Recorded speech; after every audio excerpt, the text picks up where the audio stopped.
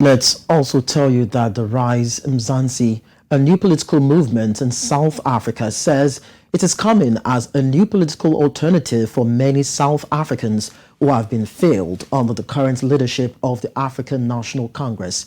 According to its leader, Songezo Zibi, lack of service delivery continues to be a norm in communities, and his party will fix the political, economic, and social future of South Africans. South Africa will be heading to polls next year, with the ruling ANC and fiercest rival, the Democratic Alliance, having lost public trust from the citizens, and analysts predict they could face a heavy defeat. To speak more on this, we are joined by Tebogo Moalusi, who is the national spokesperson of Rise Mzansi. Thank you so much, Tebogo, for joining us. Thank you. Thank you for the opportunity, and good afternoon.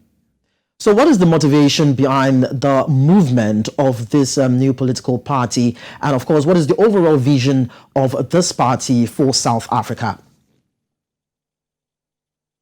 The motivation is the reality that the South Africa that we deserve is currently not a lived experience in the average South African's life. Our constitution that was born in 1994 had a vision for South Africa, one that was based on freedom, on justice, and equality. And today, too many South Africans live on the fringes of the benefits of democracy. And therefore, Rise Mzansi is stepping up and wanting to create a political alternative that will contest for the elections in 2024, but most importantly, function as the central point that brings various communities together to deliver this vision. Our vision is to build a prosperous, a safe, as well as an equal and united South Africa in one generation. And the one generation speaks to the speed and the accelerated pace with which we have to advance our nation forward in order to be part of the global community. Talking about safety, we know that South Africa is plagued with issues surrounding insecurity. I'm talking about the economy, socio-economy, and of course, politics and all that. So I'd like to know, what are the key policies and solutions that your party is planning to bring on board to address these numerous challenges that South Africa is faced with? Thank you for the question. I think fundamentally the first stage is to deal with political and government reform. We have to work on building state capacity, because that is where the aggregation of state power actually sits in serving the people of South Africa.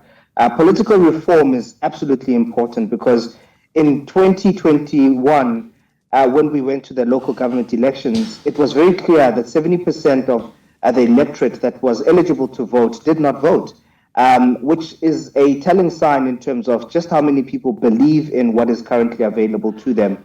And so political and government reform is critical. Public safety is number two. Everywhere you go, you get the sense of complete, disillusionment about the state's ability to respond to violent crime in South Africa. Earlier on, you were reflecting on just, other countries and the challenges they face. The levels of crime in South Africa depict one of a war zone in terms of violent crime, murder, assault, etc. And therefore, making our people feel safe and be safe is a fundamental objective of ours. The third one is economic growth. It's economic inclusion and economic justice. You cannot achieve equality and freedom until you deal with the fact that too many people in South Africa are poor and too many people live in poverty. And yet we live in one of the richest countries in the world. We've got natural resources, we've got skills, we've got incredible weather, we've got tourism opportunities, we've got creativity opportunities that we are currently exporting into the world. It's absolutely important that we unlock the economy, we unlock investment, and make sure that people have the dignity of work and providing for their families. Number three is fighting corruption. And it's not just corruption at state level, which is absolutely of priority to us, but it's also the micro corruption that South Africans experience on a daily basis, whether it is having to pay for work or fight the scourge of jobs for pals, or even down to women having to, sleep with people in order to get opportunities to work. It's absolutely unacceptable that in 2023, young people have to go through all of these challenges in order to access the space of work. And the last one, and not least by any stretch of imagination, is around the climate crisis. It's important that we look after the world, that we look after South African soil and the environment, because that is a key context in which all of this has to happen. Well, we know that the ANC, that is the ruling party, is hoping to consolidate on power and influence. The DA is also a strong opposition force. You are coming in as new. What is that new dimension you're hoping to bring into South Africa's political sphere? What is that thing that distinguishes you from other existing political parties? It's about the people. The government has just lost trust because the people no longer trust in the government's ability to deliver services. From day-to-day experiences of service delivery, you walk around and you see the litter that's around, the dysfunctional water and sanitation, our ability not to be able to provide basic food such that families don't go to sleep hungry. We have to go back to the basics. Part of that is rebuilding the entire plethora of institutions in our country, from the family as an institution all the way to the state.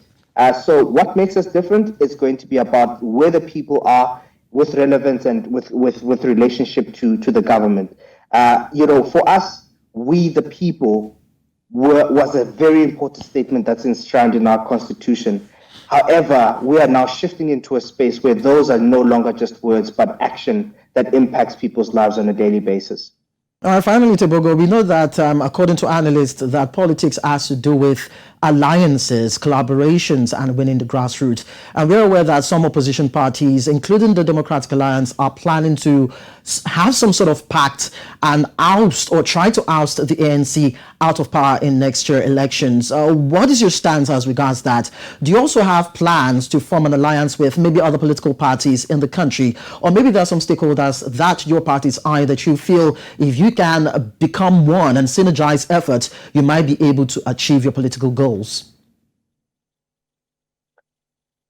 For the last couple of months, we've been on the ground interacting with communities, and they've sent a very strong message, which is nothing about us without us.